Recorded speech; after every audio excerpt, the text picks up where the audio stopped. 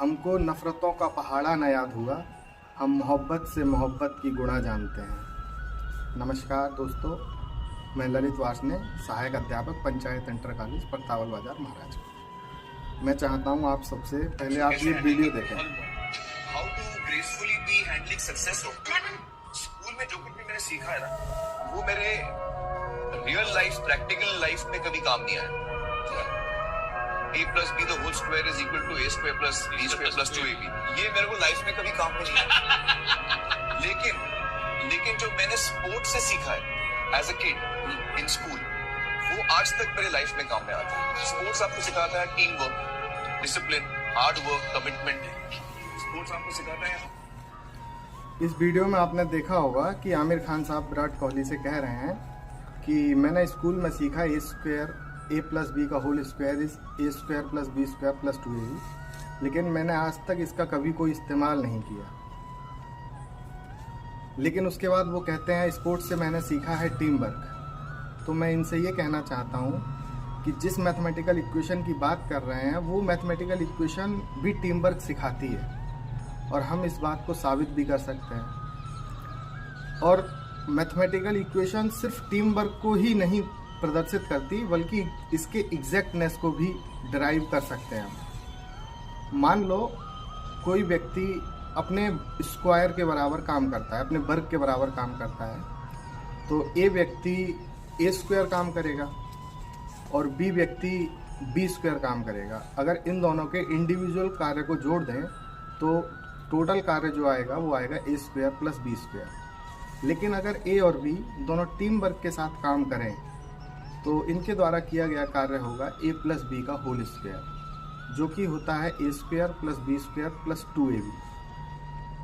अब ए और बी जब टीम वर्क के साथ काम करते हैं तो ए स्क्वायर प्लस बी स्क्वायर कार्य तो होता ही है, साथ में 2ab एक्स्ट्रा भी आ जाता है, जिसका मतलब ये होता है कि टीम वर्क से काम हमेशा ज़्यादा होता है, और यही टीम वर्क का मतलब भी होता है। तो हम ये कह सकते हैं कि ये मैथमेटिकल इक्वेशन हमको टीम वर्क भी सिखाती है। इसके अलावा आज 22 दिसंबर है और आज श्रीनिवास रामानुजन का जन्मदिन है, और आज के दिन को हम 2012 से नेशनल मैथमेटिक्स डे के रूप में भी मनाते हैं। साथ ही मैथमेटिक्स हमको बहुत कुछ सिखाती है। मैथमेटिक्स के बारे में कहा जाता है it is the language of God, और जहाँ तक मेरा मानना है ऐसा इसलिए कहा जाता है क्योंकि यहाँ पे बड़ा छोटा नहीं होता है। उदाहरण के लिए नंबर सिस्टम को अगर हम देखें तो हमारे पास नंबर लाइन होती है, जिसके लेफ्ट मोस्ट पे होता है नेगेटिव इन्फिनिटी, राइट मोस्ट पे होता है पॉजिटिव इन्फिनिटी, और बीच में होता है 0। तो आप ईश्वरीय विचारों की अगर बात करें तो कहा जाता है ना कुछ लेकर आए थे ना कुछ लेकर जाएंगे। तो नंबर लाइन के बिल्कुल सेंटर में होता है 0, जो ये कहता है कि हम खाली हाथ आए हैं और खाली हाथ ही जाएंगे।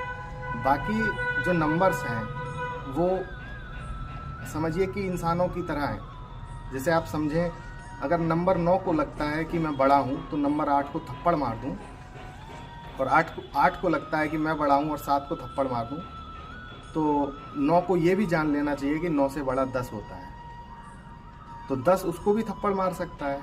तो मैथमेटिक्स का कहने का मतलब ये है कि ना कोई सबसे छोटा है ना कोई सबसे बड़ा है।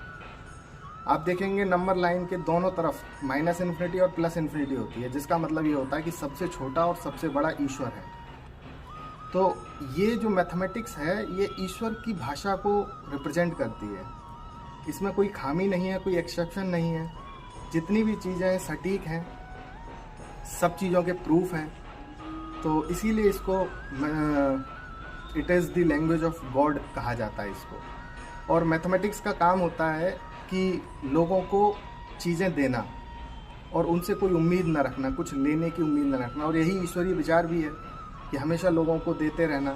हम फॉर्मूले बनाते हैं, थ्योरम बनाते हैं, फिजिक्स में यूज़ होती है, केमिस्ट्री में यूज़ होती है, इकोनॉमिक्स में यूज़ होती है, लेकिन किसी और का कंसेप्ट मैथमेटिक्स में यूज़ नहीं होता है। तो ईश्वरीय विचार को ये बहुत अच्छे से प्रेजेंट करती है। इसके लिए एक शेर भी है कि दिल से निभाता हूँ अपने सभी रिश्ते, कभी किसी रिश्ते की आजमाइश नहीं करता, जितना कर सकता हूँ कर देता हूँ लोगों के लिए, बदले में कुछ मिलने की ख्वाहिश नहीं करता। आप सबको राष्ट्रीय गणित दिवस की बहुत बहुत शुभकामनाएं। बहुत बहुत धन्यवाद।